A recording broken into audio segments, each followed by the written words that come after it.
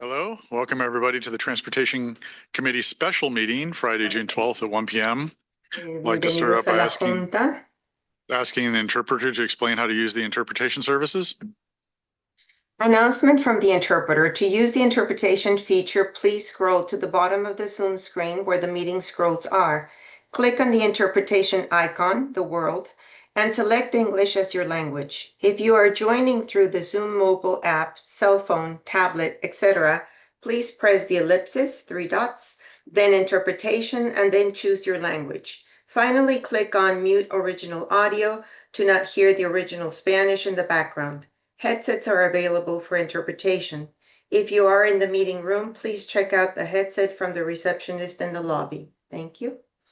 Aviso por parte del intérprete. Para hacer el uso de la interpretación, favor de desplazarse a la parte inferior de la pantalla de Zoom, donde aparecen los controles. Haga clic en el icono de interpretación, globo terráqueo, y seleccione Spanish, español. Si está utilizando la aplicación móvil de Zoom, celular, tableta, etc., presione los puntos suspensivos, 3 puntos, luego interpretación y luego el idioma. Si no desea escuchar el audio original en inglés en el fondo, por favor seleccione Mute Original Audio, silenciar audio original. Contamos con auriculares para el servicio de interpretación. Si se encuentra en la sala de la reunión, favor de pedir los auriculares con la recepcionista en el vestíbulo. Gracias. Thank you. Thank you. I would like to take a moment to acknowledge the land that we call home. The tribal nations of the San Diego region have historically faced injustices. We acknowledge the harmony that existed between the land, nature, and its original peoples who have since endured displacement, persecution, and systemic oppression. We pay our respect to the unceded territory and homelands of the 18 tribal nations in our region, the most in any county in the United States. From 4 cultural groups, the Kumeyaay, the Genyo, the Losueño, the Capoeño, and the Cahuilla. This land has nourished, healed, protected, and embraced them for many generations in a relationship of balance and harmony. As members of the SANDAG community, we acknowledge this legacy. We aspire to learn from indigenous traditional knowledge and experiences in undoing the justices of the past. Please join me in the pledge.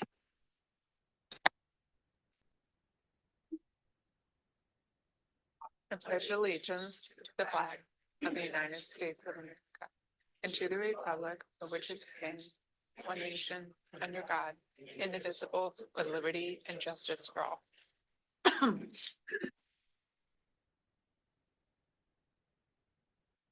Thank you, Francesca. Can you confirm we have a quorum?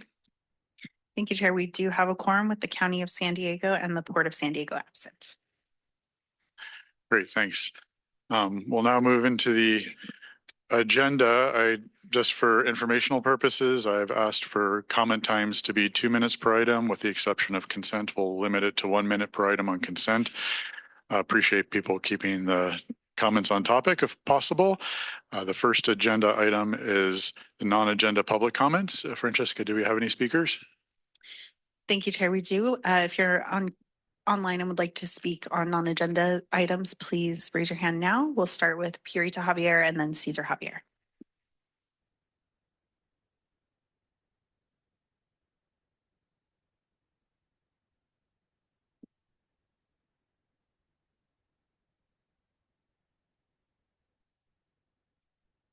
Thank you.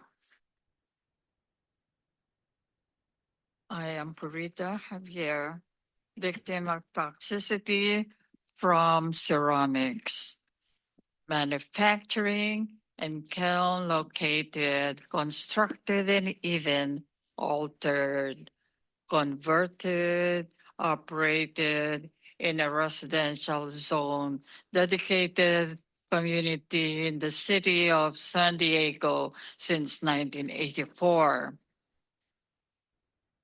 Search the study explains the hazards of ceramics Mesa College, where the owner took his vocational training as ceramics and pottery artist must have been taught the threat to health and safety in our investigation with two artists, members of San Diego Pottery Guild based in Spanish Village, Balboa Park, explain the same hazards to human. In October to December 2021, Occupational Citizen Review published still in COVID-19 pandemic that ceramics artists can be exposed to many hazards, including metals such lead. Thank you. Your time has expired. Our next speaker will be Cesar Javier, followed by allegedly Audra.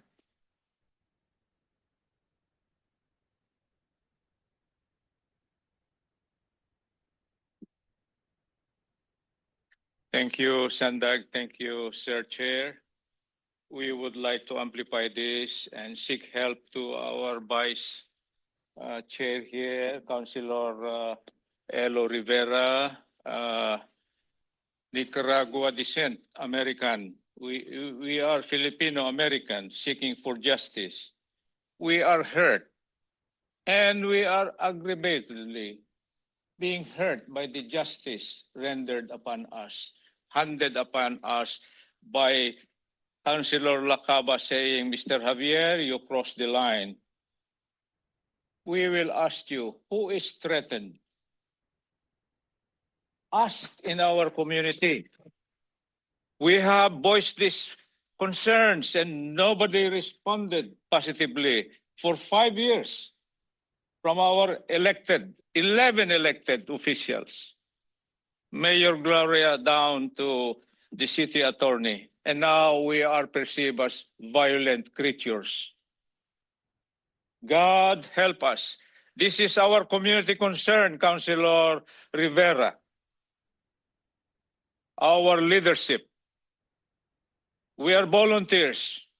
Since then, when we were trying to connect with you, if only to find a solution. We know, sir, Mario, that this is not your jurisdiction, but this is the jurisdiction of the members, thinkers, particularly the capital city, San Diego. Councilor Rivera is our leadership, and we haven't felt anything all about good leadership. This is the right thing to do now, and we are linking this, connecting this. This is a... Thank you. Your time has expired. Our next speaker will be allegedly Audra, followed by Blair Beekman.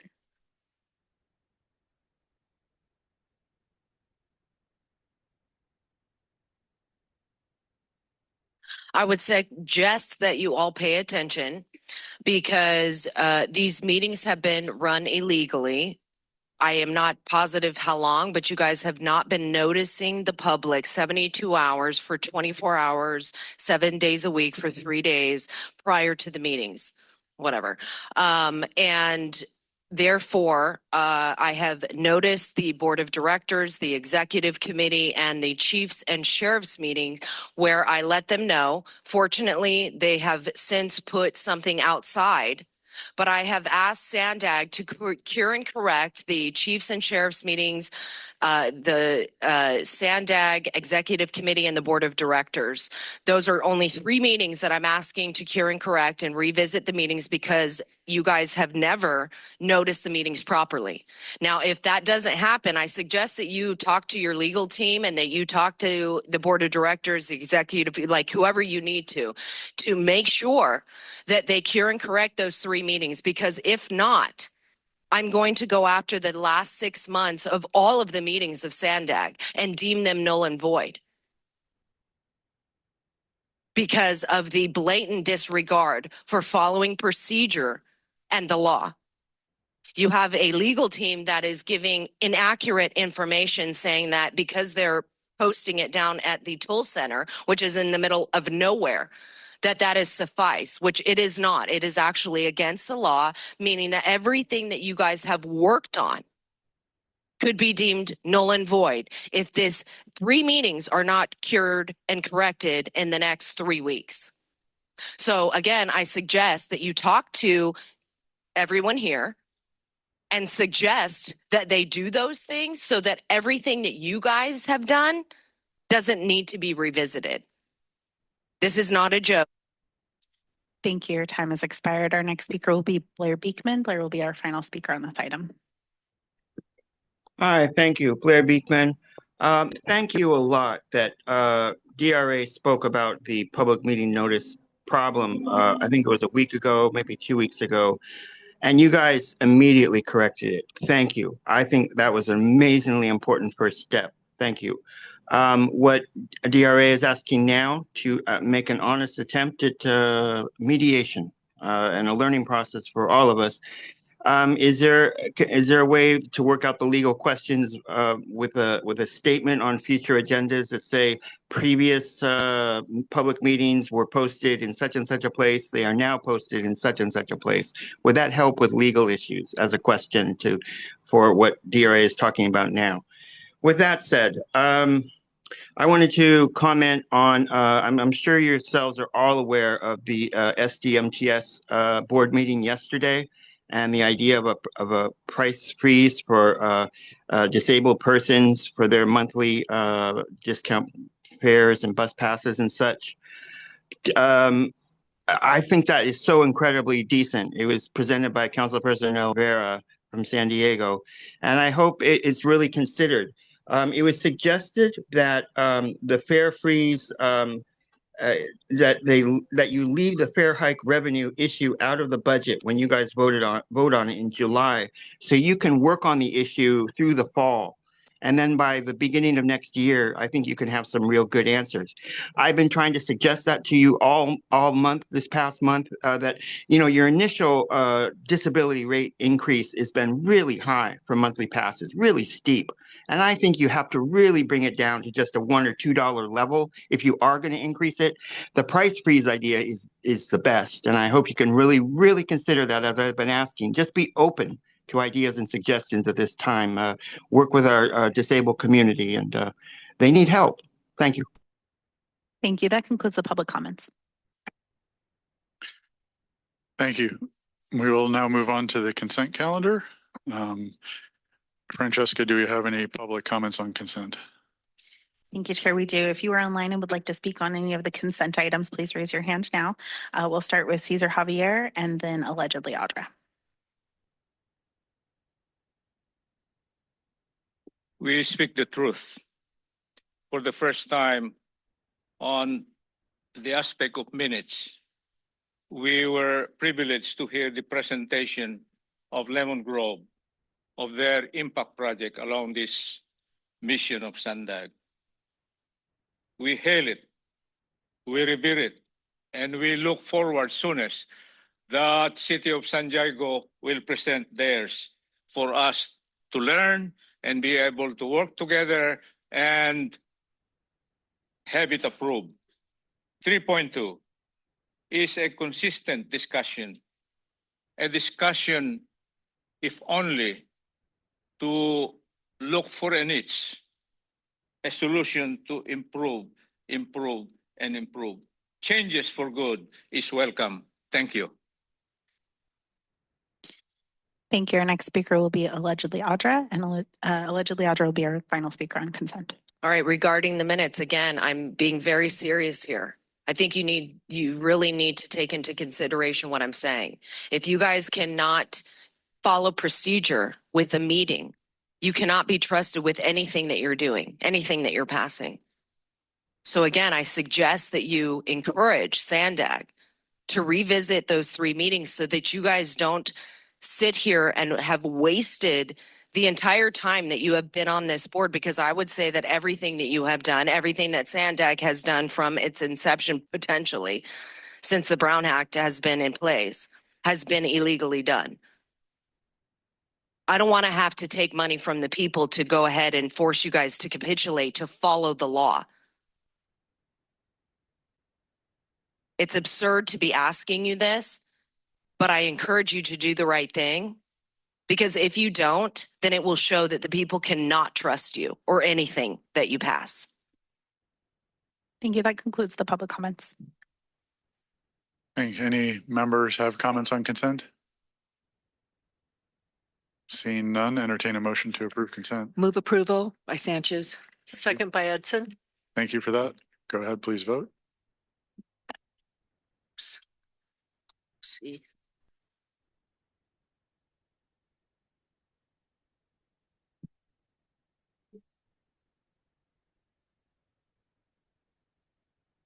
That motion passes unanimously with those members present.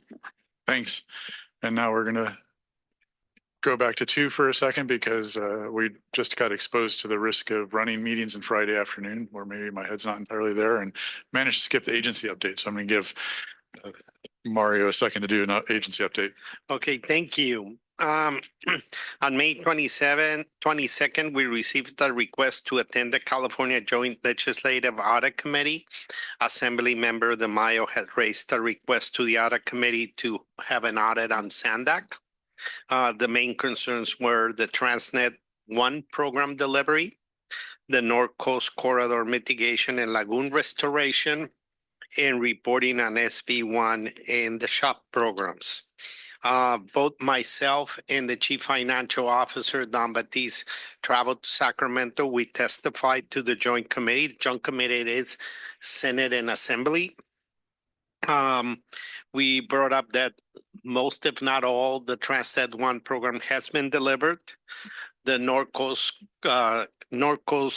Corridor mitigation, the lagoon restoration, which was being brought up, was done under NEPA and CEQA, led by Caltrans and covered under statute for the public works plan for that corridor.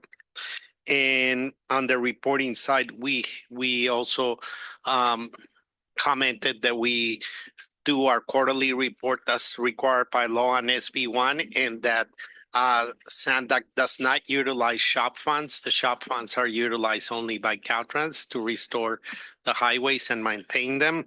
I think the vote was to not proceed with an audit. It was, but there was also great conversation on highlighting all the different mechanisms that we have or in SANDAG for checks and balances. The ITALC, the audit committee, our independent auditor, our FTA audits, federal highways reviews, CTC oversight, and Caltrans oversight. Since 2008, we have had between audits and reviews about close to 300, and we average about 14 audits a year. Assembly member De Mayo was also very complimentary of the efforts that we're recently been doing here. Regarding the state budget, the state legislator must pass a budget by Monday, the 15th, June the 15th. Something that has raised our concerns is the reduction on the cap and invest greenhouse gas emission funds. We have brought up together with our partners at North County Transit and MTS that concern about that funding being lost. I think the summary of the conversation is that we will be having some tough funding conversations in the coming year. So that's something that's clearly highlighted in the budget. Senate Bill 1087, which we're pursuing, which reforms SB 375 and the Sustainable Communities strategies, was approved by the Senate and now is moving to the Assembly for further conversations and discussion. Also, I want to mention that our offices are going to be closed on June 19th for the June 10th holiday. Thank you. Thanks, Mario. And I also skipped. Did any committee members want to make a non-agenda public comment? Just checking in on that. Seeing none, we'll go forward into the regular agenda. Item number 4, being the first item, proposes amendments to the Regional Transit Comprehensive Fare Ordinance. And this is the first of 2 readings for the ordinance amendments. The Transportation Committee will be asked to approve the proposed amendments on July 17th. I want to remind the members that by participating in the vote on July 17th, you will be confirming that all of those that are voting have reviewed the public comments in the outreach report. I also wanted to thank Councilmember Mendoza for being a public officer at the meeting on Tuesday for public outreach. That was greatly appreciated. And then just from a flow perspective, that we do also have a requirement that all ordinances be read in full at the time of the introduction, unless all members present unanimously vote to waive the reading of the full ordinance. So after we've had the staff presentation and public comments, I will ask for such a motion, and hopefully we can get a unanimous motion so we don't have to waive the entire ordinance in its full at this particular meeting. The title of the ordinance will be San Diego Association of Governments Comprehensive Fare Ordinance and Ordinance Establishing a Regional Fare Pricing Schedule. With that, I will go ahead and turn the presentation over to SANDAG staff. And Tim, I guess you're on point. Thank you. That's me. Thank you. Thank you very much, Transportation Committee. Good afternoon. My name is Tim Garrett, Associate Regional Planner with SANDAG. I'm joined here with Mark Olson, Director of Marketing and Communications with MTS, as well as Mary Dover, Deputy Chief of Bus Operations with NCTD.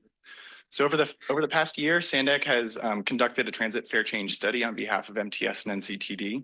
SANDAG has the responsibility to establish and amend, if necessary, the regional fare structure through the Comprehensive Fare Ordinance, but MTS and NCTD provide input and are affected by any changes to the fares.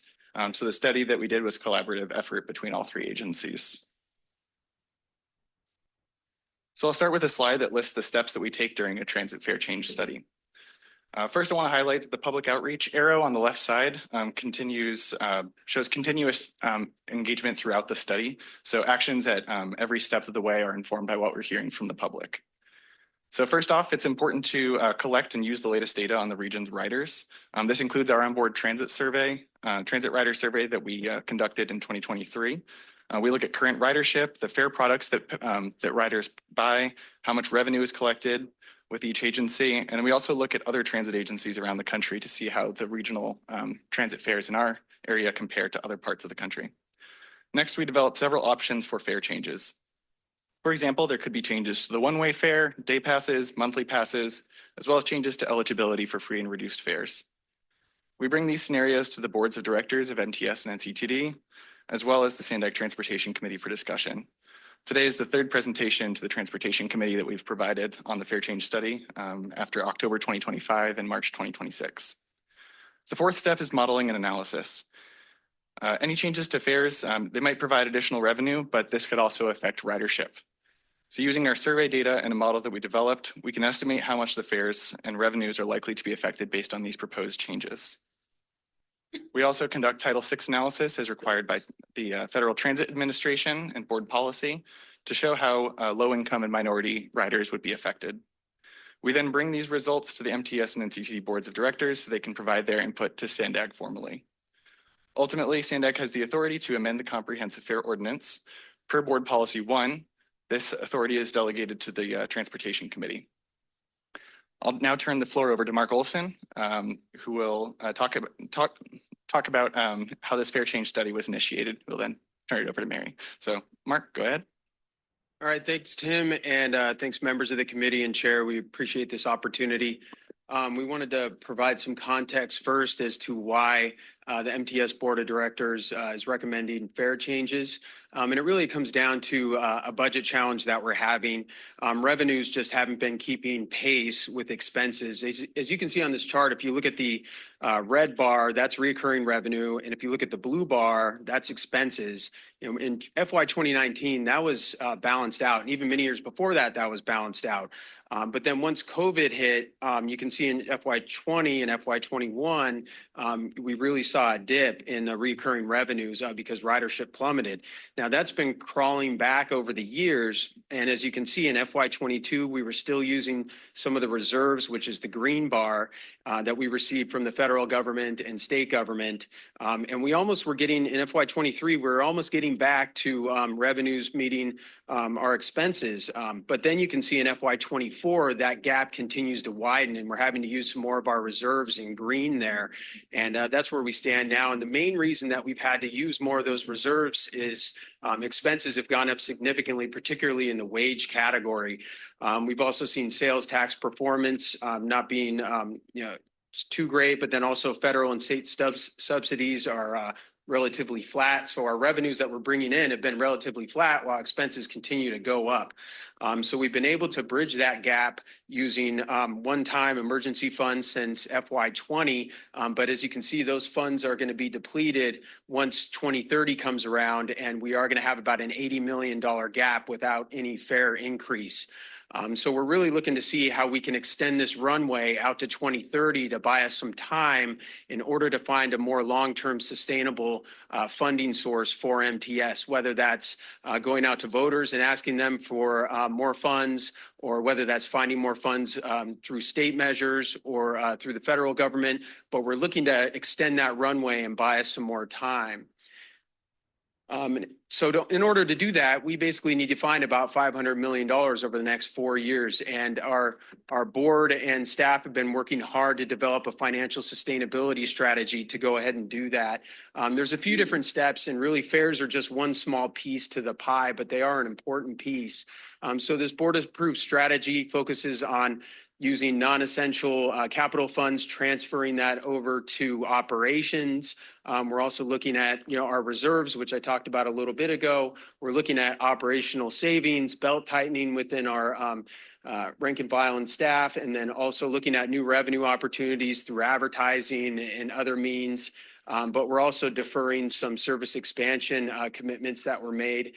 So all of this is really helping us out to extend this runway out to 2030. But the things that we have direct control over to help out of that process are the cost to ride and then service levels. Those are things that MTS has total control over. And that's one of the reasons that we're looking and leaning on this as part of our financial sustainability strategy. And going out to riders, and Tim will talk a little bit about the outreach that we did, but really was clear. I think that, riders, were really they understood that the costs were going up for MTS. They understood this was a challenge they're experiencing with their own household budgets, how much it costs to just the cost of their living. It's also the cost of doing business for MTS. So I think a lot of people I talked to were willing to be a part of the solution for MTS with this financial sustainability strategy. So that was really encouraging to hear. So with that, I'll hand it back over to Tim and Mary to go through the rest of the presentation. Thank you, Mark. So NCTD is in a similar position to MTS and is employing some of the same strategies that MTS has utilized to try to close the funding gap.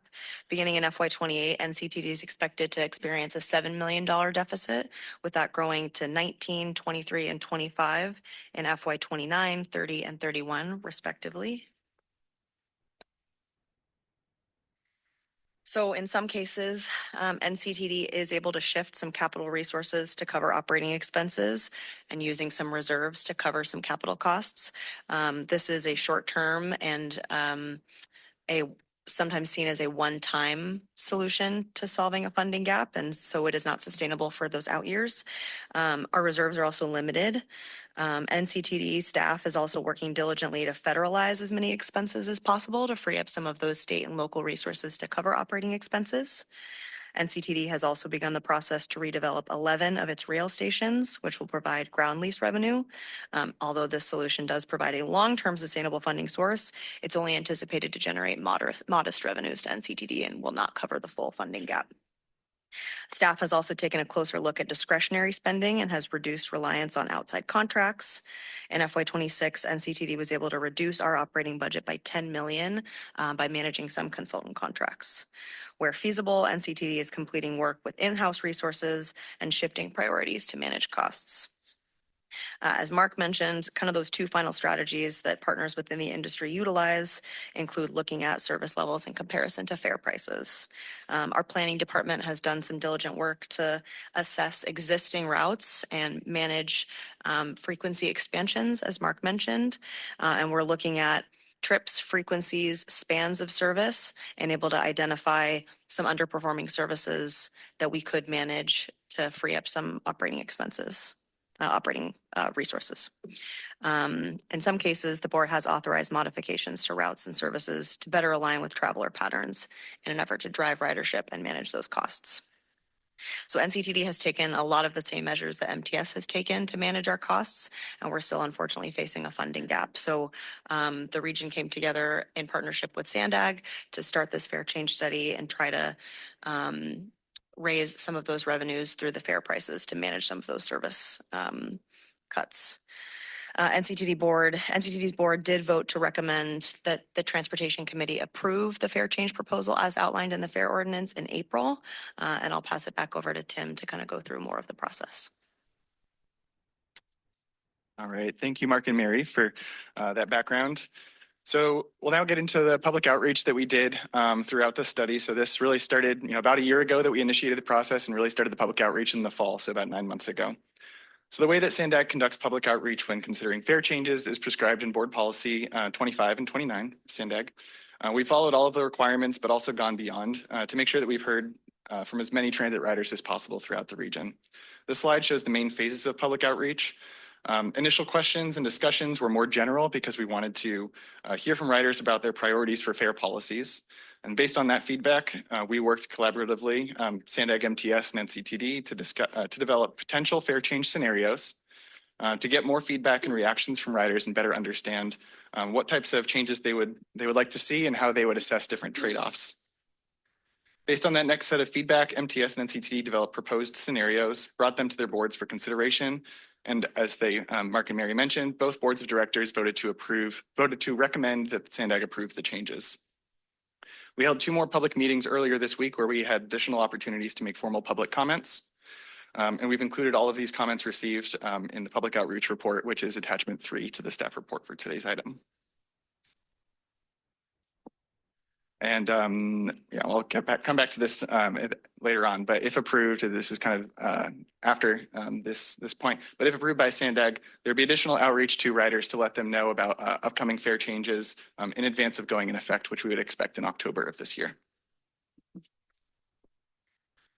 So we did public outreach in a variety of ways throughout the study. So we had a mix of in-person and online events, reaching as many people as we could, but also reaching people where they were in the system. So this included advertising in newspapers, social media, media advisories that were picked up to help broadcast the availability of our events even more. In total, we received more than 7,000 responses to our different forms of outreach, so surveys. We also had more than 80 participants at 7 workshops. We had held 24 pop-up events at 19 transit centers throughout the region, both in MTS and NCTD service areas, and then 2 public meetings earlier this week, as I mentioned. So this slide lists some of the main points that we heard over these last 9 months of talking to the public about these potential fare changes. First off, no one's really excited about fare changes, about paying more to ride transit. So we certainly heard some opposition and concern that raising fares would affect affordability and ridership, as some riders would either stop riding transit altogether or at least ride less if it costs more to ride. At the same time, and as Mark was mentioning, we used the public engagement opportunities to explain why we were in this situation, why fare changes were being considered. And we asked people to consider the trade-offs associated with the decision to make fare changes.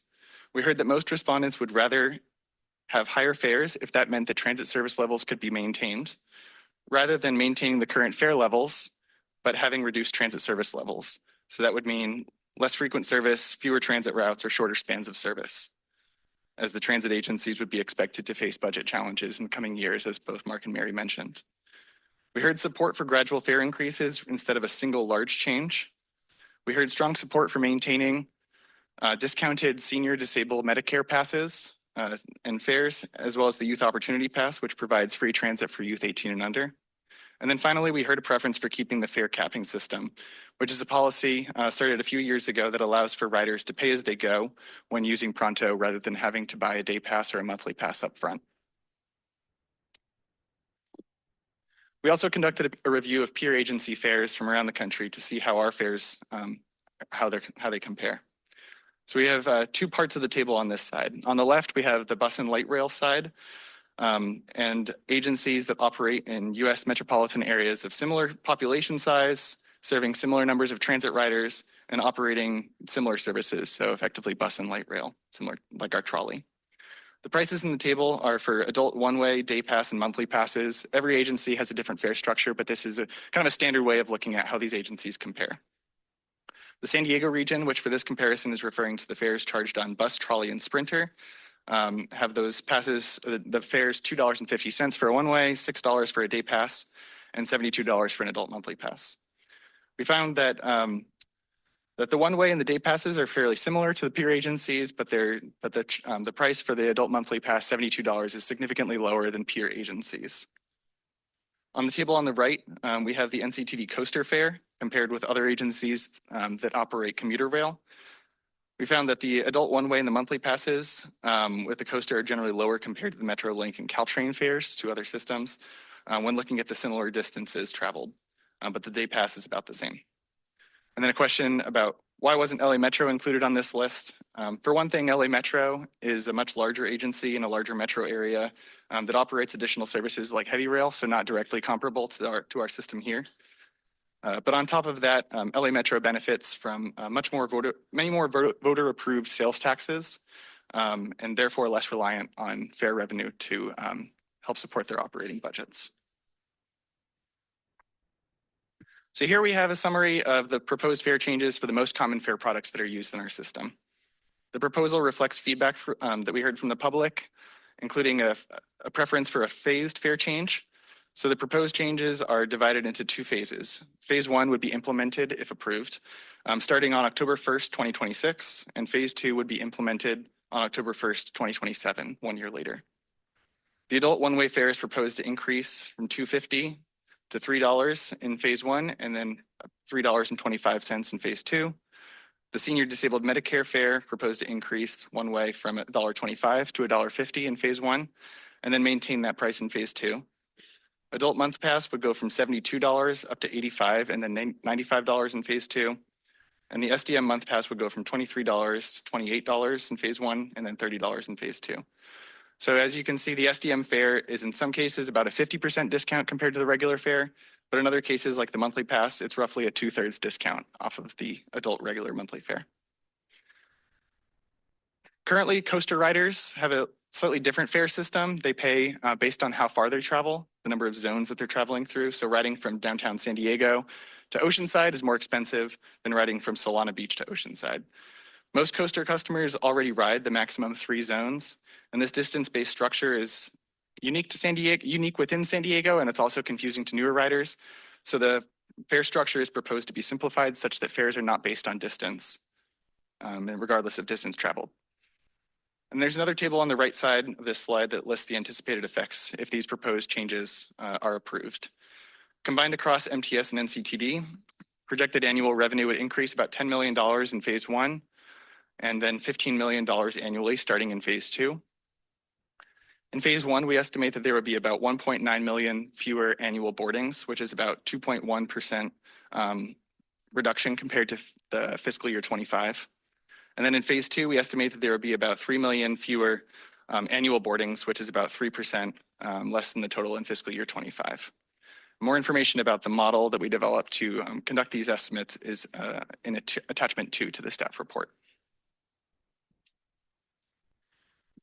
So the comprehensive fare ordinance is the document that lists all of the details and the policies that accompany these fare charts, and is attachment 1 if you'd like to take a look. So the document includes all the tables that kind of have all of these things in detail. Explains more about the 2-phase implementation. So about phase 1, once again, starting on October 1st, 2026, phase 2 starting in October 1st, 2027. More detail about the coaster zone elimination, which I mentioned. There's other details about policies. So for example, juror pass policies, clarifying which transit services are included. And this is mainly to be consistent with other pass types. And also noting that transit agencies can determine the expiration dates for these passes. When it comes to post-secondary institution and group passes, things like colleges and universities, It's proposed to simplify the formulas for calculating the price for these semester passes and monthly passes based on the regular adult monthly passes. Temporary promotional experimental fairs. The change is right now, those are allowed for 12 months. They're allowed to be in effect for 12 months. It's proposed to be extended up to 36 months for pilot fairs. This is based on feedback from the transit operators because when they implement a pilot fare, it takes a long time to get things up and running and to collect data and understand if a pilot is successful. So that's proposed to be extended to 36 months. But noting that the Title VI analysis and other federal requirements would still be in effect for any fare program in effect longer than 6 months. Promotional fares would be maintained for 12 months. There's a new section in the proposed fare ordinance for free and reduced fare programs. This would allow MTS and NCTD to establish free or heavily discounted passes for certain populations, subject to funding availability. This would include things like the Youth Opportunity Pass, but it could be expanded to other programs in the future, such as low-income riders. We also have changes to eligibility for reduced fares in the proposed fare ordinance. This is mainly referring to an updated list of state and federal laws and regulations. And then finally, microtransit services like NCTD Plus are proposed to be defined in the ordinance with a note that the transit operators can establish their own policies, prices, and discounts for these types of services. At the same time, there are many things in the comprehensive fare ordinance that would be maintained even if these proposed changes are approved. This includes fare capping with Pronto, as I mentioned before, the pay-as-you-go system, free transfers within 2 hours, discounted SDM fares and the Youth Opportunity Pass, discounted post-secondary institutions and universal passes or U-passes. These would all be maintained if these proposed changes are approved. We are required to conduct Title VI analysis pursuant to Board Policy 18 in the Federal Transit Administration. The analysis is based on our onboard transit rider survey and evaluates whether proposed changes would have an adverse effect on minority or low-income riders. We evaluated this for both the Phase 1 and the Phase 2 proposed changes and found that there would be no significant adverse effect on minorities or on low-income persons. More details on the attachment, or more details are available in the attachment 4 to the staff report. So to recap what we've done, we did public outreach throughout the study. We reviewed peer agency fares. We developed proposed fare changes, updated the comprehensive fare ordinance with an proposed amendment, and evaluated the anticipated effects of the proposed fare changes per Title VI. MTS and NCTD boards both voted to recommend that SANDAG approve these proposed fare changes. Doing so requires a multi-step process, as Chair Zito was mentioning at the beginning of the item. So today is the introduction step. So this means that the Transportation Committee is asked to conduct the first reading of the proposed amendments to the comprehensive fare ordinance by reading the title and waiving the full recitation of the ordinance for this and all future meetings. This requires unanimous approval of all Transportation Committee members present. Today's vote is not a vote to approve the amendment. Next month, on July 17th, the Transportation Committee will be asked to conduct the second reading and approve the ordinance amendments. Pending approval at that meeting and ratification by the SANDAG Board of Directors, the ordinance would take effect 30 days later. If approved, MTS and NCTD will communicate the date and details of the upcoming fare change, prepare the Pronto system and ticket vending machines to process the new fares, and then begin collecting Phase 1 fares starting October 1st, 2026. And subsequently, they would begin collecting Phase 2 fares starting October 1st, 2027. That concludes my presentation and welcome any questions or feedback from the Transportation Committee. Back to you, Chair. Thanks, Tim and Mark and Mary. Very thorough presentation. Francesca, do we have any public comment? Thank you, Chair. We do. If you're online and would like to speak on item 4, please raise your hand now. In the room, we have 4 public comments. We'll start with Cesar Javier and allegedly Audra.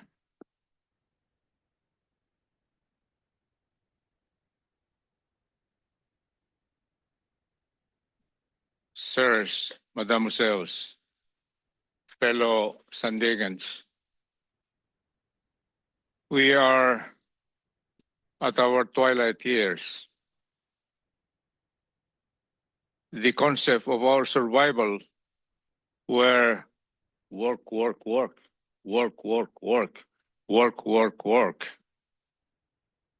And so as gratitude from taxpayers, seniors, on our twilight years, may we humbly recommend that we shall be free in our mobility, in our circulation in this great region.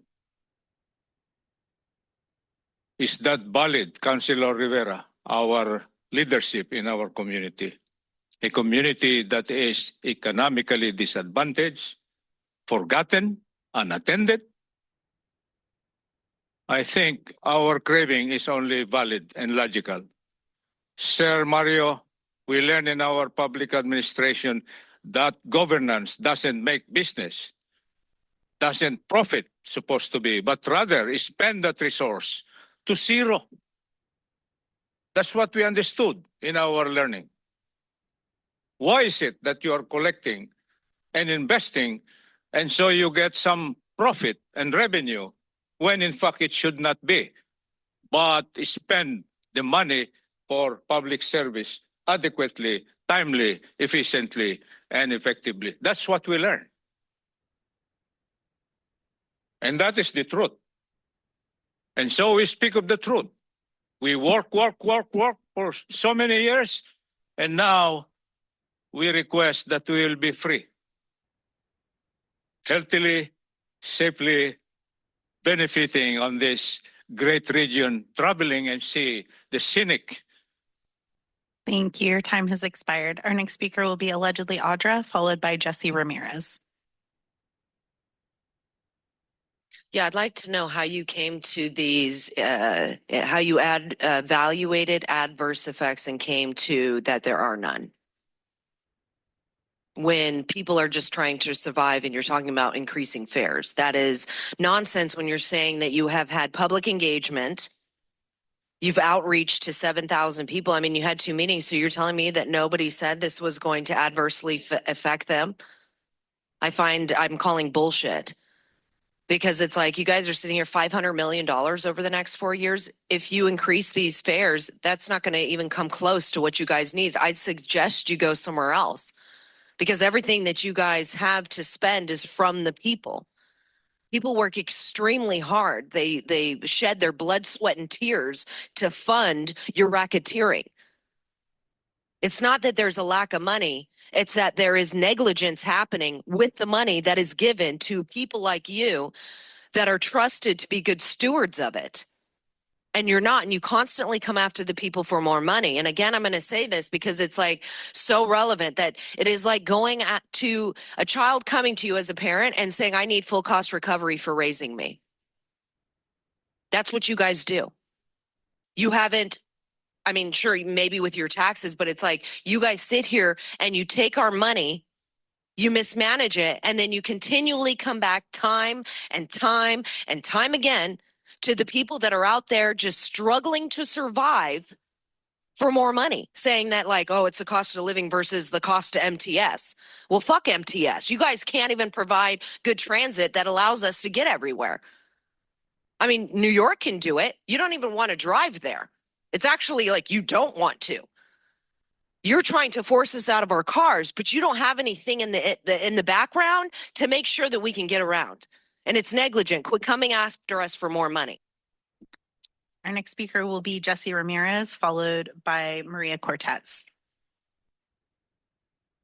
Good afternoon, committee members. My name is Jesse Ramirez, and I am the Director of Urban Planning at City Heights CDC, and we're also a Transportation Equity Coalition member. And I'm here today to express my strong opposition to this fare changes for various reasons. First of all, I think there was a lack of meaningful engagement. I don't think it's real engagement to ask folks to pick between fare hikes and service cuts.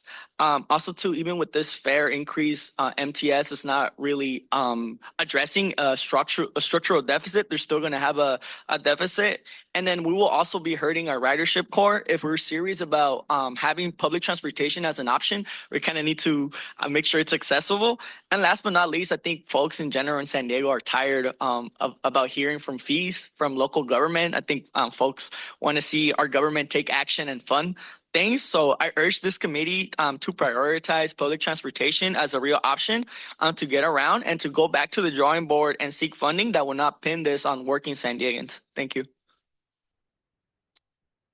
Thank you. Our next speaker will be Maria Cortez, followed by Tanya Ramirez.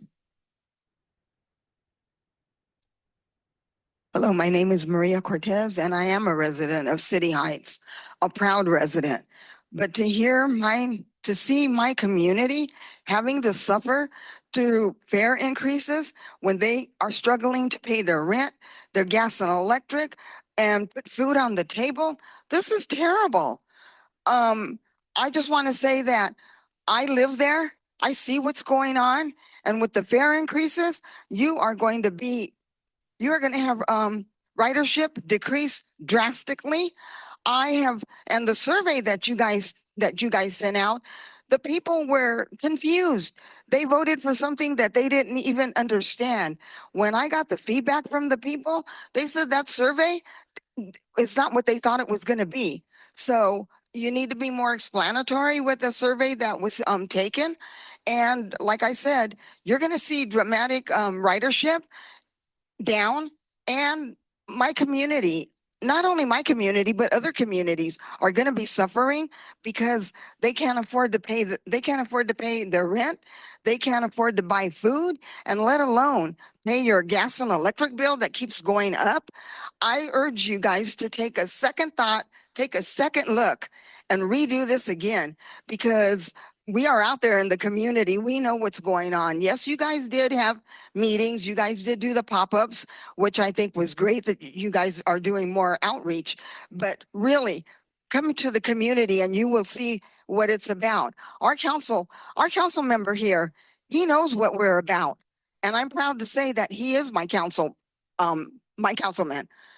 But I also urge SANDAG and MTS to do more public outreach because that survey was terrible. Thank you. Thank you. Our next speaker will be Tanya Ramirez, followed by Blair Beekman. Tanya, you can go ahead.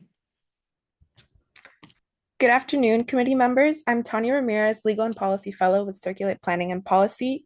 It is truly unfortunate that we have reached a point where fare increases are being considered, but Circulate has closely followed MTS's budget challenges, and after weighing the available options, we support the proposed fare amendments because maintaining service must remain the region's top transit priority.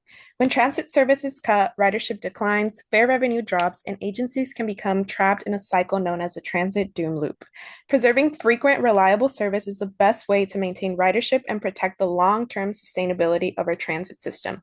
We also know from MTS's own outreach that riders consistently prefer modest fare increases over service reductions. Riders depend on reliable buses and trolleys, and they understand that service quality matters. While fare increases are not a complete solution to MTS's structural funding challenges, maintaining service is essential to advancing our region's mobility, equity, and climate goals. For these reasons, Circulate supports the proposed fare amendments and urges your approval. Thank you. Thank you. Our next speaker will be Blair Beekman, followed by Mid-City Can.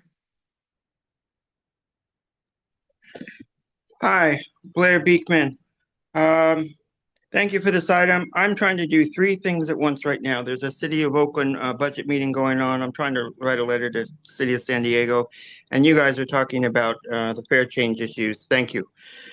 I didn't fully hear everything, but what I didn't hear fully was how we're going to address the fare issues. It was voted on yesterday for the fare freeze things. A lot was explained for this item. There can be ways that you can vote to vote for the item in July, but hold off on the fare issues and have a more of a deliberation through the fall and come back with answers at the beginning of winter or the beginning in 2027. That's my hope is how you're thinking. That's what's being offered at this time. To remind yourselves of that, there can be many ways to get funding for the SDMTS at this time, using Transnet dollars. You had a few items on your on the consent calendar agenda that I think could be help fund MTS programs also. Those in the very least can be stopgap measures through the fall to work on the fare freeze issue that's really important, I think. And if not, if the fare freeze, then, you know, a $1 to $2 raise in fares as an incremental approach instead of a really steep increase you're offering this fall. It's way too steep. And I hope you're really reconsidering that and making it very small increase at least. The fare freeze is even better. And good luck in how you can do that. And it's really important that it's just an open conversation, as like I've been describing the past month. Yeah, just to have that conversation, to know its standard practices, you can take a little extra time to really consider an issue, and thank you that you can be, how to have that conversation and make the space for that. Good luck how to do that in the following weeks, and thank you for your Thank you. Our final speaker on this item will be Mid-City Can. You can go ahead. Hi. Hello, board members. My name is Guadalupe Rojas, and I'm a policy advocate with Mid-City Can and City Heights, which is very transit dependent and low income. And many of our residents, as Maria mentioned, actually oppose the fare increase. Out of all the transit related topics that I've had to work with them on, this has been the most difficult one because I understand the deficit as a person and the need to increase fares. But at the same time, I know the stories of my community members who are struggling in many different ways. And a $3.25 fare will definitely be a burden to those who are paying more than $2,000 for rent, working extra, and even then they can't afford a monthly pass at its current cost. A lot of the moms that I work with, they pay the one-way fare. That is the reason why they refuse to pick a package the day that the community workshop MTS hosted at City Heights. People like myself can pay the new fare, but there's a lot of riders that we work with who cannot. That is why other organizers and myself have asked for other alternatives like charging tourists more or surge pricing, but we have moved away from these ideas since we were told it's too difficult to implement. That is why we asked that you consider having some kind of fare discount program or perhaps some for very low income riders, seniors, and disabled folks to continue paying the current fares once the new fares do go into effect. That's the last resort. Last month, I attended MTS's Community Advisory Committee meeting, and it was sad to hear how a disabled folk asked if she would have to pay more once this goes into effect, and she was told yes. So I'm sure there's a way to verify people's incomes or other eligibility criteria because these are riders that you could be losing. So thank you for your time. Thank you. That concludes the public comments on this item. Thank you, Francesca, and thank you for all the public speakers. I appreciate you taking the time to come out here and give us your comments. To remind everybody, the way I'd like to do this is to first talk about and deal with the need for a vote to waive the full reading or the full recitation of the ordinance. That will require a unanimous vote if we're going to do that. Mayor Sanchez. So moved. Thank you. Second. So we have a motion and a second. I will read the title once again, which is the San Diego Association of Governments Comprehensive Fare Ordinance and Ordinance Establishing a Regional Fare Pricing Schedule. After this, we can discuss the merits of the ordinance, and if there's any other desired changes, go ahead, please vote on the motion.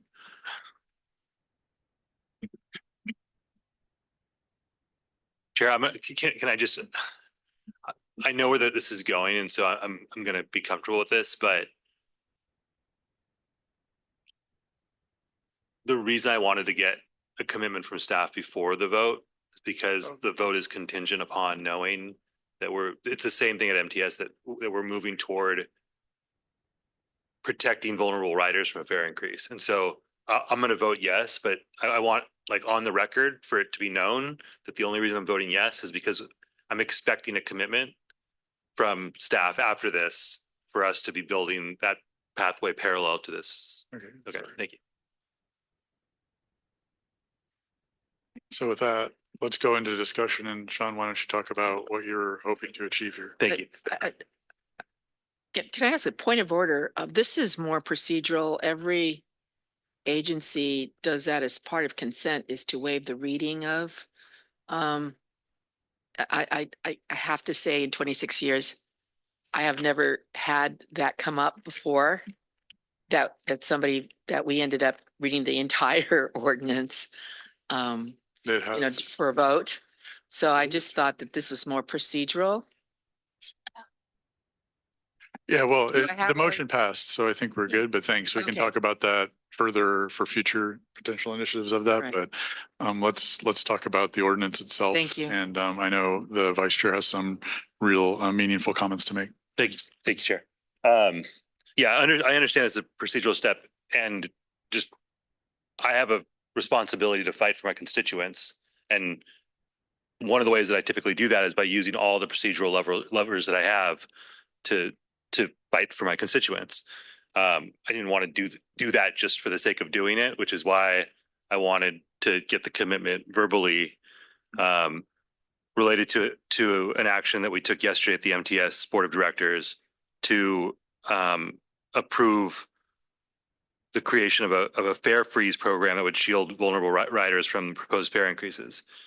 We've had a long conversation at MTS about the potential impacts of fare increases on vulnerable riders.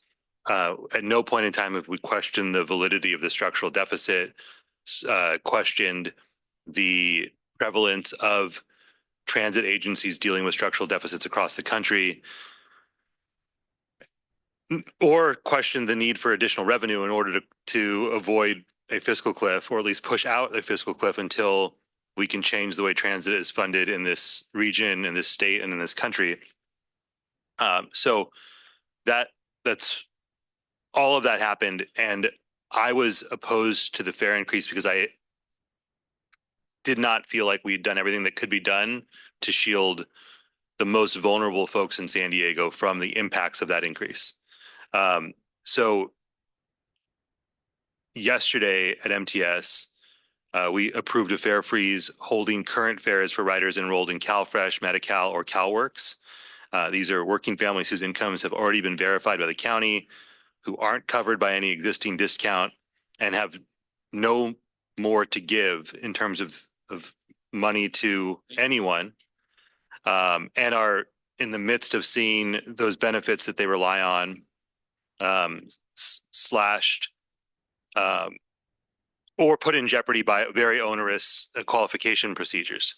So the request that I have for staff is that when this comes back in July, if staff could provide us with an update on regional implementation of low-income fare protection under section 9.2.3 of the ordinance, which includes options for, and in that include options for coordinating eligibility, enrollment, and funding for an MTS fare freeze program. So I'll turn to staff. Is that something that can happen as an informational update in July? And I'm not asking for a super comprehensive report. Basically, here's what I'm asking for. I'm asking for SANDAG to talk to MTS, and when this comes forward in July, for us to hear how MTS is building this fare freeze program, because my support for a fare freeze is contingent upon, my support for a fare increase is contingent upon the fare freeze program being created. Well, I'm going to start and then I'll let Antoinette. I think, this is like adding program. I think I'm going to go in a sequence progression here. The ordinance, I think we added language to allow discount programs. So the ordinance now has that pocket, right, to be able to receive that. Now, can we talk to our partner agencies? Of course, we can talk to, but can we come up with a program in July? I'm not asking for that I'm not asking for. We can come out with some ideas. Yeah. And based on a discussion, right? I don't know the limitations, the work that it would take each of the agencies. We can get together and discuss ideas. I don't know if Antoinette or Sharon or Sean would have any comments about that, but that we could get together. We talk about a lot of things together. But coming up, and you already said you're not looking for something that's fully baked. That from here to July, that it's quite of a challenge. Yeah, I think you covered it, Mario. If having a conversation, discussing some options, yes, but it's something we would have to do a thoughtful analysis on, because administering a program like that, creating it is one thing, but then administering it, there needs to be a lot of analysis done on what the cost is, how that would be staffed. Yeah, here's what I said at MTS, and what we're moving toward approving a budget that doesn't include the fare increase, because I'm just going to speak for myself. I am not comfortable increasing fares until I know the people who are most likely to be negatively impacted by that fare increase are protected from that fare increase. Similarly, I am not going to vote to approve a fare increase until I am confident that we are doing the work to build the program to protect those folks from that increase. So I don't need a fully baked program. I do need to know that we're moving toward that program being built before the mom with 2 jobs and who's barely keeping a roof over her head and food on her kid's plate is asked to pay more for the transportation she needs to get to those 2 jobs. So if it can be done, great. If it can't, understood. I'll just be a no. Yeah, thanks. Could I again appreciate the comments, Vice Chair, very much so. What I'm a little confused still about what we're hoping to get out of this, which is first, from what Mario said, my understanding is that MTS could create such a program with the language as it is inside of the ordinance. Is that a reasonable? I think we need to let MTS speak to that. Yeah, MTS staff has direction that we are going to have this program, so it will be happening. Right. So it sounds like the language of the ordinance doesn't need to be changed in order to make this program work. So then, No. I guess, Vice Chair, I'll go back to you. What are you hoping to get out of staff in order to make such a program To know work? that we're on a parallel path for that program being built and ready by the time the fare increases go into effect. So I'm 9.2.3 that's in there. I'm glad that's in there because it gives us the space to do this. Right. I want to know that it's being built parallel to the plan to implement the fare increase, because otherwise. But does SANDAG have to approve the program? Sorry. No. Okay. I just need to know that it's happening. If I don't know that, then I can't in good conscience vote yes on the fare increase, because understood, the folks who I'm trying to protect won't have the guarantee of the protection. And I understand that. I'm just trying to figure out what we need from SANDAG staff in order for that to happen. Is staff clear on that? Because I'm not. Well, I understand you requested an informational item, and Chair Zito, you control the agenda. So if you'd like an informational item on this topic, then you can request that it be added to the agenda. For clarity, it doesn't even need to be a separate item. It can be bake it into the presentation. I'm not trying to upend what's already a busy agenda for next month. Totally understood. I'm just wanting to be as clear as possible. What I don't want to do is be a no next month with no explanation. I'm trying to create a path to get to yes, which is what we did at MTS yesterday. It's going to be a program that MTS is going to propose, and we can get together and talk about it. But to my knowledge, you guys are already have direction on pursuing it. Yes, we will be creating one in time for the October rollout of the new fare system. Okay, is it fair to meet? I guess from the perspective of to meet the objective of the Vice Chair, for us to get an update at the next meeting on what that might look like, or is that going to be too fast? I don't know. We just heard about this. We just got the request yesterday. Right. So I don't know what it's going to take, whether July is reasonable, but we are working. We will be working. Do you know if you're going to need something from SANDAG staff in order to accomplish this? Well, we always are looking for money. Well, yes.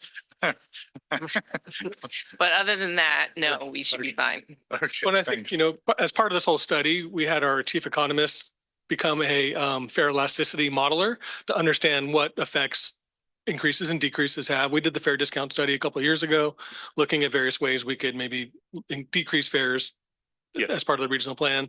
So we have some of the tools to help. We have the data, we have the demographics. So we would continue to work with staff like we did over the last year to help provide some of the data. That's essentially what we've been doing as part of this whole process is providing different sorts of data to them to help. So I think that's definitely something we could commit to over the next month and, continue to work on that Naomi, our economist, could help potentially model something.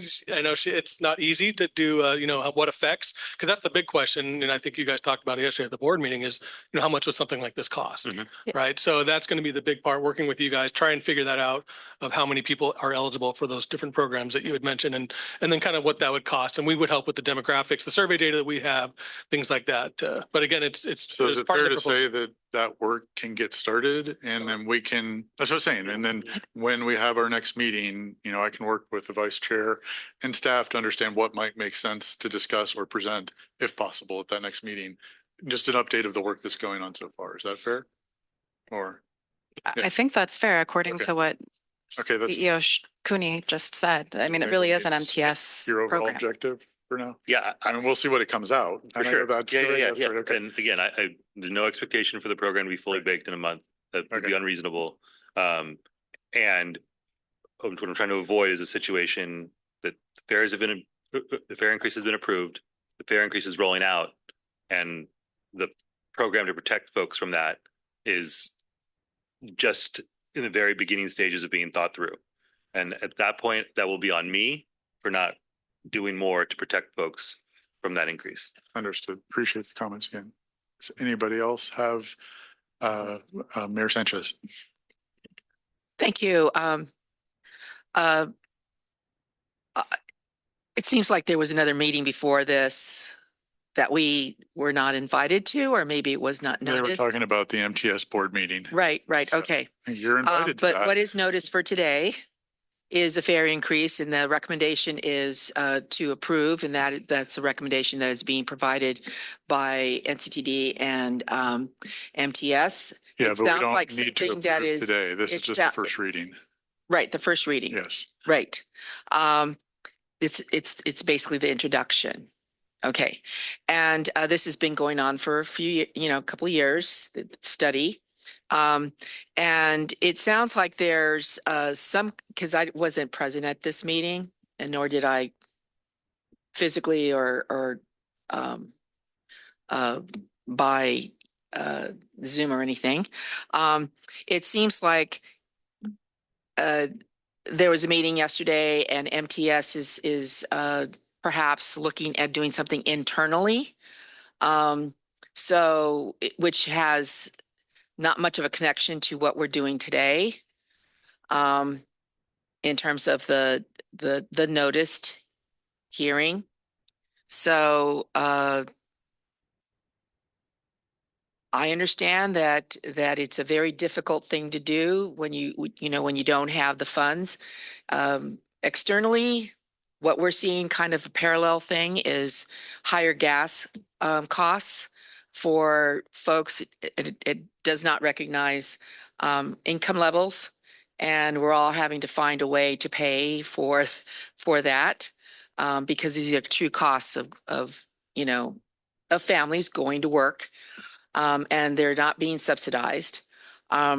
So I'd like to go ahead and make the motion that we move staff's recommendation. So Mayor Sanchez, we don't need a motion. That was what a point I was trying to make earlier. Oh. So the motion will occur next time at the next meeting. The only way we continued. Well, this is just the introduction, and I read the title, and we waived the reading of the ordinance. So we're done with that. We would need a motion if we want to make a change to the ordinance, or if we want to do a motion to direct staff to do something else. All right, because at the city level, we do. I understand. Vote on introduction. I had the same impression, but I got clarification at the beginning of the meeting that we don't need a motion to just move forward at this point. That'll occur at the next meeting. Okay, but so far, what I'm understanding is what we're introducing is what was being recommended. Yes. Pursuant to the documents that we were provided and was noticed. Correct. That's what was introduced. All right. Thank you. Any other comments? Mayor, not Mayor. I do have a question. Okay. I had understood that whatever this is more of, because this is being done together because this impacts the entire county and together. So a basic question is if that hasn't been brought up by NCTD. So if there were to be a change that would be proposed at the next meeting, would that have to be applied evenly to NCTD as well? So my understanding, again, what was Can I being get discussed. staff on that? Yeah, we can, but I'm just saying what was being discussed was specific to MTS, but we can go and let staff answer that. So one of the changes being proposed to the fare ordinance allows either of the operators to create discount programs. And so MTS and NCTD don't have to create the same discount program. Or yes, don't have to create one at all. Right. And when you say change, that's in the existing language, correct? Yes. So that, No, so that proposed. means, So if the ordinance is not approved, you can't create this discount program. You need to approve the ordinance in order to create the discount program. so does that mean traveling from, say, North County to San Diego, there could be two different fares? Okay. All right, thank you. Councilmember Edson, or did somebody else have their hand up first? Or yeah, go ahead. One of you to speak. I just want to make sure that we're not confused about anything here. In May, the MTS board voted to recommend the fare increase to the Transportation Committee. But then at our, not yesterday, but at our meeting before that, I'm sorry, I don't have all these dates. We discussed our budget for next year, and our budget included up the proposed fare increase. And a few of the MTS members were, we didn't approve the budget. We voted, but did not approve the budget because it included the fare, the proposed fare increase. So we had a workshop yesterday, and the direction to staff at that workshop was to take the proposed fare increase out of the budget. And the majority of the board members also voted to include an additional discount program for the class of people, low income people who are on Medi-Cal. I think it was Medi-Cal, CalWorks, and one other program. And so that really doesn't affect. That's something that we need to work on within our MTS board. So we need to you need to keep your MTS hat on, but I need to take mine off as a member of this committee. So I don't know if that makes anything clearer or not. Well, yeah, it helps outline the timeline of how we got here and why we're bringing this up. Yeah, and why it's being brought up. Yeah, I appreciate that. Councilmember Edson. Yes, thank you, Jennifer, for that explanation, because the last thing I read before I went to sleep last night was the MTS letter, which was supporting this ordinance, this fare change ordinance. Okay, so you do still support the fare change ordinance? Yes. Got it. Okay. So I have some comments on behalf of NCTD and what our board has been through. So fare revenue represents approximately 7% of NCTD's operating budget, which is about 12.5 million annually. It is key to transit operations since these precious flexible dollars can be used to cover recurring operations costs such as labor, fuel, and maintenance, which few other colors of money allow. On April 16th, following a frank, lengthy, and robust discussion, it went on for hours. There was a lot of speaking that went on. The NCTD Board of Directors recommended that the Transportation Committee approve proposed amendments to the Comprehensive Fare Ordinance. Why? Well, to begin with, during the first year, the proposed fare ordinance is anticipated to increase NCTD's fare revenue by approximately $650,000. And in the second year, due to the recommended phased fare increases to raise revenue by more than $1.2 million. We all know about that gap and that fiscal cliff. With today's dry climate around state and federal transit funding, bringing in new operations dollars is critical to balancing ever-increasing operations costs, much as we heard from Mark and Mary in the presentations, and to helping NCTD address the future operating budget challenges or fiscal cliff, which is forecast to begin as early as the next fiscal year. There is never a good time to raise fares. I mean, everyone in this room, I think, can agree to that. However, presented with a choice, the lion's share of transit riders surveyed, at least surveyed by NCTD, expressed support for incremental fare increases over the reduction of service levels. The cost of NCTD's monthly passes has not increased since 2009. That's 17 years. I wasn't on the board then, but I was on the board of both NCTD and SANDAG in 2019 when an adjustment to the fare ordinance was contemplated, but not pursued due to the advent of COVID-19 pandemic.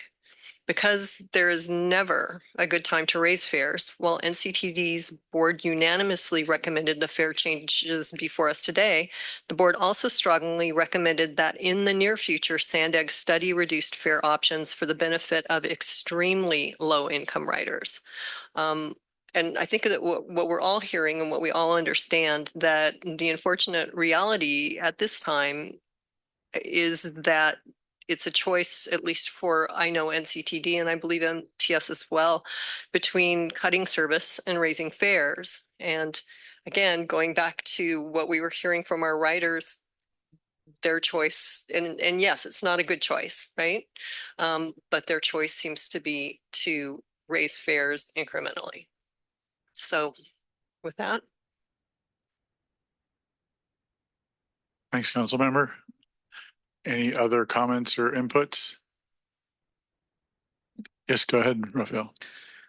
I just want to share, I appreciate the efforts that have gone into getting the fair process to this point, and also appreciate Vice Chair really looking out for the most vulnerable communities. But I think one thing that is just evident, and I may be stating the obvious, but I think it falls upon all of us to lean on our state and federal delegations to seek the funding needed to fill these gaps. Because it's not just a structural gap. There's a gap in our aspirational goals too, the things we want to accomplish going down. So I just think it's just a reminder to everybody, we need to continue to lean on our state and federal elected officials to continue to fight for us and the transportation needs we have as a region. And those are my comments. Thanks. Appreciate that. Good thoughts. Any other comments? Seeing nobody else, thank you. Guys, challenging discussion as always, but I appreciate the thorough job on the report. Chair, could I ask a question of staff? I just moved on. Oh. Just kidding. Yes, go ahead, Councilmember Edson. So I really appreciated Raphael's comments. And I think it would be great if we could lean on our federal officials and state officials. The unfortunate reality, as I understand it, is that most of the dollars that come cannot be used the way we need to use them for operations. And that's the change that we need at the state and federal level, is for them to free up some, make those dollars more fungible, more flexible, so that we can use them in other ways. It's great to get a new bus, but if you don't have any money to pay the drivers for the bus, it's not helpful. So thanks. Okay. Anybody else? Just one last thing. Sure, go ahead, John. Chair, sorry. I didn't include this explicitly earlier because I'm here in a specific capacity, trying to wear that hat.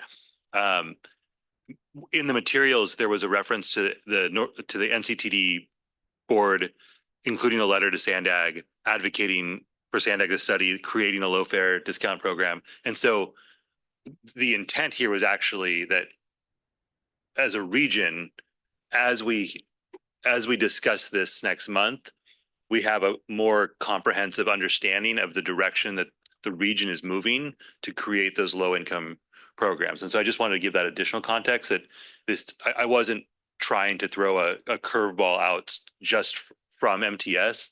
I tracked that letter that NCTD had created and sent to SANDAG, and the action was more explicit on the MTS side, but I don't think it was all that far apart from where it seemed. And again, I'm just reading minutes and summaries of where it seemed NCTD was trying to head as well. And so I just want to put that out there as well. This is much more in the spirit of trying to have the region move in a direction to protect vulnerable riders than it is a one-off MTS action, or just like, my personal policy goal in this meeting. If I could respond. Sure. So at the NCTD board, we all had this desire, but we also recognized that it would take some heavy lifting to come up with what that program might look like, and to establish what is low income versus very, very low income. And the board pretty much settled on the fact that we weren't looking at maybe a standard low income, but something that's really, really the people that cannot pay that extra quarter for the fare increase. So again, we need a lot of staff input, and I'm just not sure that can happen by July. And that's why we didn't put a date certain on this to get this to us. So just as a question, since you brought that up, do you expect NCTD to continue to look into that? It's just not likely to be done in time for the fare increase, or you don't have any such guidance at this point? Yeah, I think our goal is to look into it regionally. I think the reason that our board, and I appreciate the direction they took, the reason they elected to go that direction was we have to have a pretty comprehensive understanding of who's impacted at what income levels. Otherwise, we will lose money even with a fare increase. And I think that's what you're going to see next month is whatever numbers were on that board to try to help resolve some of these issues would be wiped away and or in the negative in the event that we would have a comprehensive low income plan that hit certain income levels. And that's why I think our board wanted to keep it. I don't remember what the exact number was, but we looked at it from, I think, anywhere ranging from 15,000 a year to 25,000 a year, and what those income levels would have an impact on the current setting. I don't disagree that we need to try to find a way to protect those populations. But if you go back 15 years in public transportation, fares covered anywhere between 15 and 25% of the agency's budget. And I think we collectively as a community have prioritized the impact that CPI has had on livability in San Diego County and directly correlated that to the cost of public transportation. And now we don't have a fillback for our agencies to be able to manage service on the street without a fare increase. Going from what I think NCTD was at some point in time, 17.5 or 15% of our budget was covered by fares to 7%. It's a pretty steep drop when we continue to see anywhere between 3 and 5% CPI increases for labor and other operational aspects of both of our organizations. I don't think it's lost on us that there's certainly a need to look at those things, but I think public transit inherently has had a low cost in relation to others. And I can only speak to other states that I've worked in. This is one of the lowest fares in the nation for a metropolitan area our size. And when you look at the monthly passes, they're still probably somewhere between $15 and $20 off what other metropolitan areas of our size are, combined with the difficulty with CPI. And so it's not an easy conversation. And I definitely appreciate the comments by the community, and I appreciate the comments by both of our boards. But I think ours was a little more specific to who is really impacted the most and how can we solve that problem? And I think that's not necessarily a conversation we would have internally. We want to have that conversation with our partners in SANDAG and MTS so that if there's an opportunity to have some continuity, I think between the systems, we would like to do that. But, we were really targeting sort of that 15,000 to 25,000 range and what that looked like at each of those levels to manage what that would do to the budget in a fair increase sort of situation. Thanks for the clarity, Mario. You want to add something? Yeah, probably the same thing that Sean has said, but in a little bit different way. And look, the willingness of the three boards to help the most vulnerable has been there. I really urge you guys to see the success of the Youth Opportunity Pass. That hasn't been easy funding it, but it's been a partnership. We're in the midst of partnering even on redirecting capital funds to try to help some of our partners in the different colors of money. So, the letters were there, the requests were there. We're going to work together, right? The commitment, I don't need to give a commitment, but I can give it that's our job. The job has been to take care of the needs of the region, and we're trying to do it in the best way that we can. We follow the law, we follow the requests from our partners. So yeah, we're there. We're gonna model whatever we can by July, but this is going to be an ongoing process because setting a major discount program, it is going to require probably the same or very close level of engagement with the public as the fair ordinance engagement, as well as an analysis. So you have our commitment that we're going to be looking and working into this. Not that because it's being asked at this meeting, it's part of our job, and we'll go to it. Thank you, Chair. I want to just, because I think there's a little bit of confusion about what we actually took action on at MTS and what I'm asking for. It's not a discount program. It's a freeze for low-income people who meet particular objective standards, enrollment in existing programs. So I'm sure that a model could be built where that would lead to an overall decrease in revenue, but that would be the scenario under which that would take place would be pretty remarkable, because everyone's paying at least what they're paying now in what we put forward yesterday at MTS. So that's the baseline.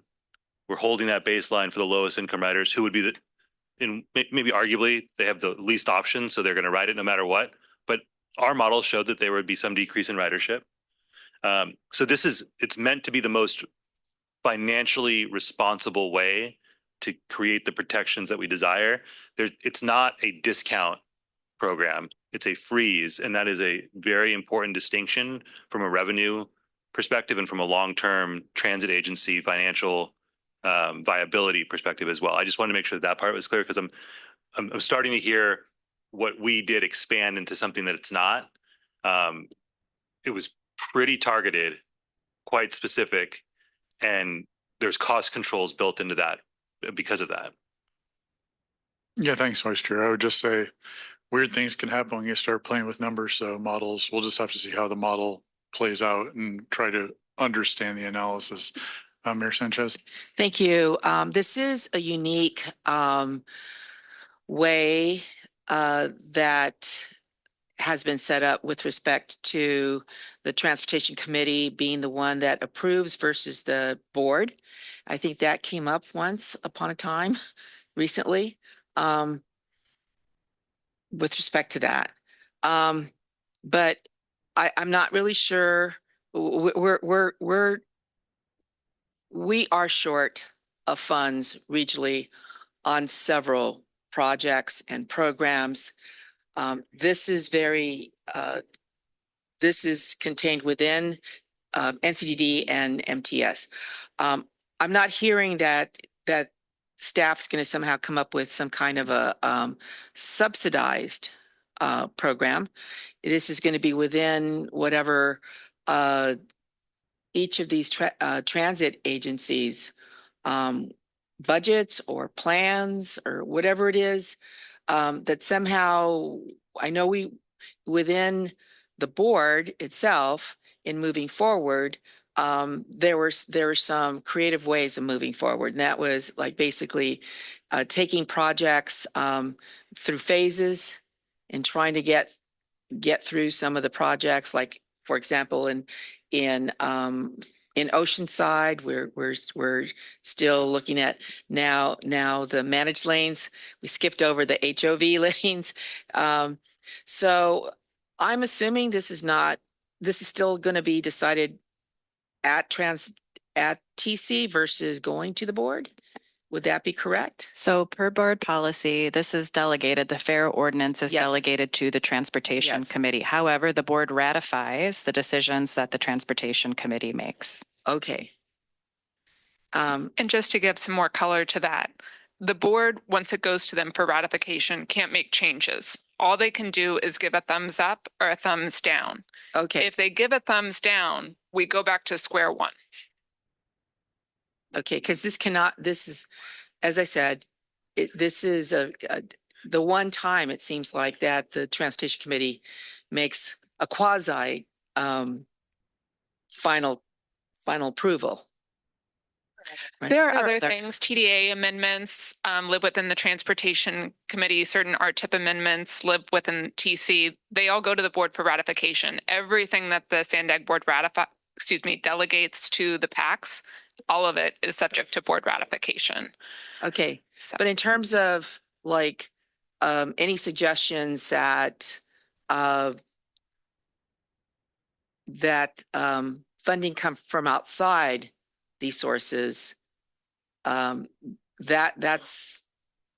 wouldn't be something that could be discussed at the SANDAG board? So we're simply talking about approval of the fair ordinance. If you're talking about funding and new programs, that is something that would go to the board of directors. The Transportation Committee would talk about it, would make some recommendations, and then the board would hear it. Okay. And we're not talking about that right now? Not at all. Okay, good. Thank you. Okay, I'll try again. Any last comments? Otherwise, it looks like we can move on to, thank you. And again, thank you to staff. Appreciate all of the good input. We'll move on to item number 5, update to the Metropolitan Transit System fiscal year 25 Transit Extension Ordinance Funding Eligibility Request. Believe we've heard part of this before, and Marcus? Okay, yeah. Marcus is going to do this.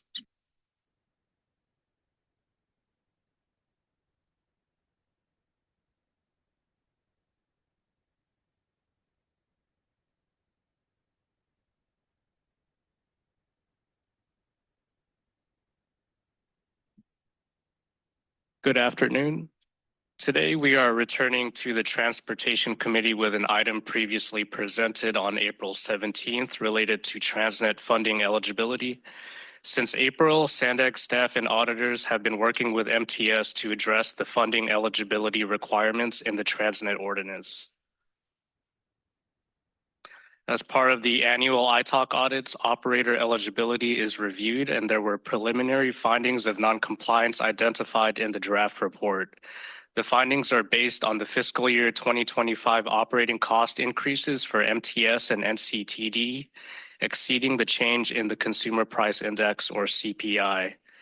The audit evaluates compliance with Section 4C5 of the Transnet Ordinance, which requires that year-over-year increase in operating costs per revenue vehicle hour for bus and per revenue vehicle mile for rail services not exceed the increase in the Consumer Price Index for San Diego County. As presented in April, both bus and rail operating cost growth exceeded the San Diego County CPI of 3.71 for MTS. Staff would also like to note that historically, the metric of limiting cost increases to CPI has proven to be difficult for transit operators to achieve due to factors outside of their control, including increases in labor, insurance premiums, and other operating costs. The Transnet Ordinance allows audit findings to be resolved prior to issuance of the final audit report through board approval of the transit operator's request for an exception. The Transnet Ordinance provides that in the event of unusual circumstances or events beyond an operator's control, an operator may request commission approval to calculate the requirement using two alternative methods. Use CPI growth averaged over the previous 3 years, or exclude from the calculation certain cost increases that were due to external events entirely beyond the operator's control. I'll cover a little bit of how we got here. The annual audit report and request for exceptions to the funding eligibility requirement was presented to the ITALK committee on April 8th. The result of the committee's discussion was to pass a resolution recommending that the board of directors not approve these requests. The ITALK expressed concern about operator eligibility being a regular annual occurrence.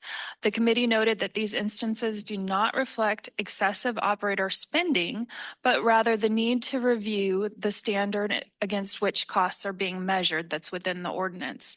The ITALK supports amending the ordinance to provide a more realistic method for evaluating operating cost increases, as many cost drivers have become increasingly disconnected from CPI since the ordinance was adopted. In April, we summarized previous discussions that have occurred around amending the Transnet ordinance, but no formal actions have been taken. The ITALK would like the board of directors to move forward with potential amendments to this section of the Transnet ordinance. To address concerns from the ITALK, last time this committee met on April 7th, or when we discussed this previously on April 17th, this committee requested the board begin discussions to amend the operator eligibility section of the Transnet ordinance. At that same meeting, a concern with MTS's eligibility request was brought before the Transportation Committee. Due to a proposed change in methodology that was not contemplated within the ordinance language, the recommendation to this committee was to not approve MTS's eligibility request. The request for NCTD was approved for recommendation to the board. Since April, we've been working with MTS to identify a method of meeting the eligibility requirement that is allowed within the Transnet ordinance. The revised MTS letter is included in the agenda packet as attachment 2 and describes how operating cost growth for both bus and rail can be adjusted to less than the CPI growth by excluding increased costs due to external events. MTS has changed the rail calculation to be based on revenue vehicle miles consistent with the Transnet ordinance. The bus service component has not changed. The revised rail calculation has been reviewed by SANDAG staff, legal, and our external auditors. The revised request is in compliance with the ordinance, and if approved by the board, MTS will be in compliance with the Transnet funding eligibility requirements. We do want to once again cover what happens if the request is not approved. There are two immediate impacts to the Transnet operator if the board does not approve the request for an exception to the eligibility requirement. The first is that MTS would be left with an uncleared audit finding for fiscal year 25. The second is that the ordinance limits the amount of funding the transit operator can receive in the next fiscal year, which is 26, the year about to end, and would limit the amount to be received in 26 to the previous fiscal year plus the CPI of 3.71%. This doesn't have a financial impact on MTS because our revenue estimate for Transnet for fiscal year 26 is actually less than the 3.71%. It's expected to grow at 2.63%. While the ordinance has separate eligibility calculations for bus and rail, the Transnet funding allocation applies to the agency as a whole, and it's not broken out between bus and rail. If bus is approved and rail is not, for example, the full funding allocation to MTS would be limited. This is why we've brought back both bus and rail to be considered at the same time for MTS. So overall, we received a revised letter from MTS on May 28th. We are discussing it today at TC, brought it back to you for your consideration, and then we'll bring it to the board on June 26th for their consideration with whatever decision is made by this committee. After the board has reviewed it, we will convey their action to the auditors so they can finalize the audit reports, and then at the end of which will be done at the end of June. And then ITALK will receive the finalized audit reports at their meeting of July 8th. With that, we'd like to just make sure everyone's clear on the recommendation before you, which is to consider the Transnet funding eligibility request for Metropolitan Transit System recommend the Board of Directors acting as the San Diego County Regional Transportation Committee approve the updated request. And we have representatives from MTS available should you have any questions for them. And I'll turn it back to the chair. Thank you. Appreciate the report. Francesca, do we have any public speakers? Thank you, Chair. We do. If you are on Zoom and would like to speak on this item, please raise your hand now. We have 2 speakers in the room. We'll start with Cesar Javier and then allegedly Audra.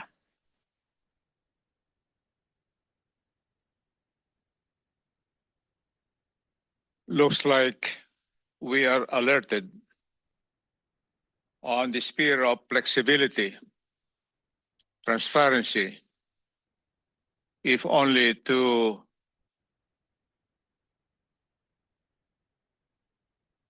direct our vision to a more efficient and effective process. This is a challenge for all of us, particularly on our side, to learn. And so we could also do some calculations, do some analysis, and render our honest, humble contribution, if only to solve this issue of financial sustenance to our program. It's a conceptual presentation to you because of so many data that we wanted to grapple. First, what is the financial contribution of the city, for example, to the service provider, SANDAG? How much of their money dedicated to a common program on mobility and circulation? They have. And you are the service provider to standardize these highways and this all. Thank you very much. Your time has expired. Our next speaker will be allegedly Audra. Allegedly Audra will be our last speaker on this item. There is a significant legal issue happening right now with conflicts of interest, with MTS and NCTD being present for these items and voting to move them forward.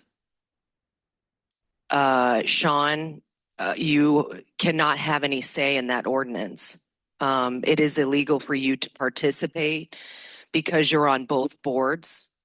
It's a conflict of interest, and anybody with NCTD, you're not able to, under government section code 1090, you cannot participate in the ordinance or any of this funding. So the fact that you are, and you've done it because nobody's, been holding you accountable, but I can't believe I'm the only one that would know that this is a conflict of interest as soon as it got presented. So we have a legal team that is not doing what they should be by making sure that you guys are following the law.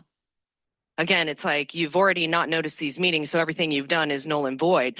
But this ordinance that you were just seeing is null and void. The funding that you're trying to get, you cannot do that.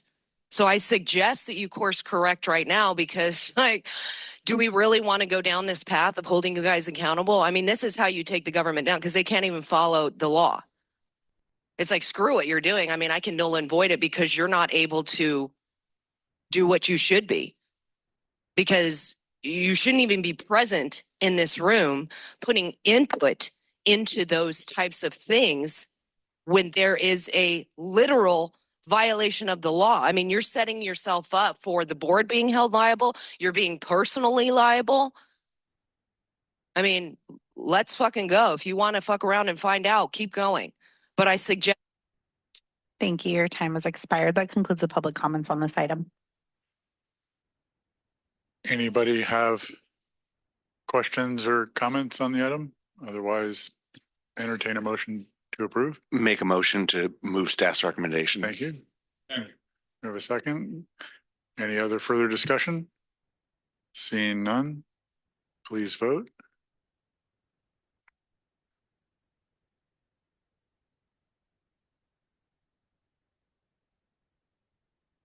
That motion Motion passed. passes unanimously with those members present. Sorry, Chair. Thank you. That kind of brings us to the end of the agenda. Next transportation meeting is scheduled for Friday, July 17th, back at 9 a.m. instead of the afternoon.